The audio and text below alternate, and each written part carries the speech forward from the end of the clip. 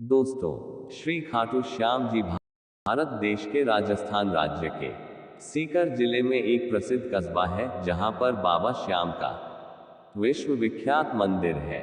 ये मंदिर करीब 1000 साल पुराना है, जिसे 1720 में अभय सिंह जी द्वारा मंदिर का पुनर्निर्माण कराया गया था। इस मंदिर में भीम के पौत्र और घटोत्कच के तीनों पुत्रों में से ज्येष्ठ पुत्र बर्बरीक के सिर की पूजा होती है, जबकि बर्बरीक के धड़ की पूजा हरियाणा के हिसार जिले के एक छोटे से गांव स्याहड़वा में होती है। प्रत्येक वर्ष होली के दौरान खाटू श्याम जी का मेला लगता है। इस मेले में देश विदेश से भक्तजन बाबा खाटू श्याम जी के दर्शन के लिए आते हैं। इस मंदिर में भक्तों की गहरी आस्था है। बाबा श्याम हारे का सहारा लगदातार खाटू श्याम जी, मोरविनंदन खाटू का नरेश और शीश का दानी, इन सभी नामों से खाटू श्याम को उनके भक्त पुकारते हैं। खाटू श्याम जी मेले का आकर्षण यहाँ होने वाली मानव सेवा भी है। बड़े से बड़े घराने के लोग आम आदमी की तरह यहाँ आकर श्रद्धालुओं की सेवा करते हैं। कहा जाता है ऐसा करने से पुण्य की प्राप्ति होती है। खाटू श्याम को भगवान श्री कृष्ण के कलयुगी अवतार के रूप में जाना जाता है। ऐसा कहे जाने के पीछे एक पौराणिक कथा है, लेकिन उससे पहले अगर आपने हमारा चैनल सब्सक्राइब नहीं किया है तो उसे तुरंत सब्सक्राइब करें।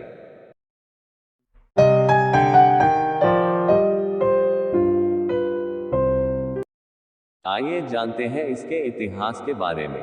एक बार जब लक्षाग्रह की घटना के बाद पांडव वन भटक रहे थे, उस समय उनकी मुलाकात हिडिंबा नामक राक्षसी से होती है।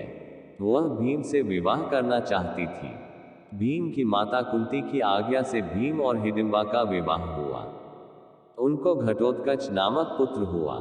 घटोत्कच से बर्बरीक का जन्म हुआ, जो अपने पिता से भी शक्तिशाली था। बर्बरीक देवी का बहुत बड़ा भक्त था।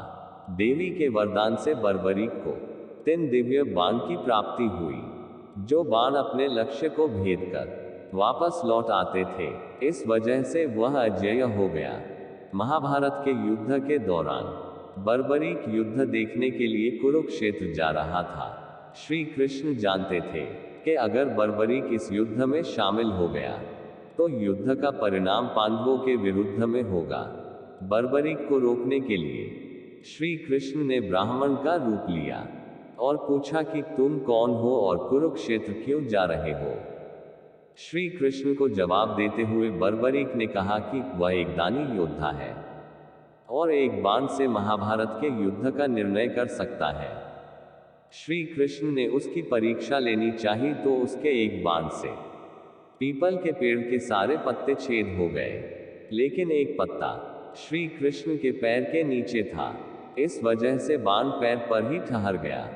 श्री कृष्ण समझ गए थे कि अगर यह युद्ध में शामिल हुआ तो परिणाम पांडवों के विरुद्ध में होगा। इसलिए उसे रोकने के लिए श्री कृष्ण ने कहा कि तुम बड़े पराक्रमी हो, मुझे कुछ दान में नहीं दोगे। तब बर्बरीक ने मांगने को कहा तो श्री कृष्ण ने उसका शीश दान में मांगा। तब बर्बरीक समझ गया कि यह कोई ब्राह्मण नहीं है। तब उसने श्री कृष्ण से वास्तविक परिचय देने को कहा। जब श्री कृष्ण ने उनका वास्तविक परिचय दिया तो बर्बरीक ने खुशी खुशी अपना शीश श्री कृष्ण को दान देने का स्वीकार कर लिया। उसके बाद फाल्गुन शुक्ल द्वादशी को अपना शीश श्री कृष्ण को दान किया। शीश दान करने से पहले बर्बरीक ने युद्ध देखने की इच्छा जताई, तो श्री कृष्ण ने उसके कटे हुए शीश को युद्ध अवलोकन के लिए ऊंचे स्थान पर स्थापित कर दिया। युद्ध जीतने के बाद पांडव विजय का श्रेय लेने के लिए वाद विवाद कर रहे थे। तब श्री कृष्ण ने कहा कि इसका निर्णय बर्बरीक का कटा हुआ शीश करेगा। तब बर्बरीक के कटे हुए शीश ने बताया कि युद्ध में श्री कृष्ण का सुदर्शन चक्र चल रहा था। इस वजह से कटे हुए वृक्ष की तरह योद्धा रणभूमि में गिर रहे थे और द्रौपदी महाकाली के रूप में योद्धाओं का रक्तपान कर रही थी। और इससे खुश होकर श्री कृष्ण ने बर्बरीक के कटे हुए शीश को वरदान दिया कि तुम कलयुग में मेरे श्याम नाम से पूजे जाओगे। तुम्हारे स्मरण मात्र से भक्तों का कल्याण होगा। दोस्तों, बाबा खाटू श्याम के अनगिनत भक्त हैं जो हर साल यहाँ उनके दर्शन करने आते हैं और अपनी मनोकामना पूरी की इच्छा रखते हैं। अगर आप भी किसी कष्ट से या दुख का निवारण करना चाहते हैं तो बाबा खाटू श्याम के दर्शन करने जरूर जाएं।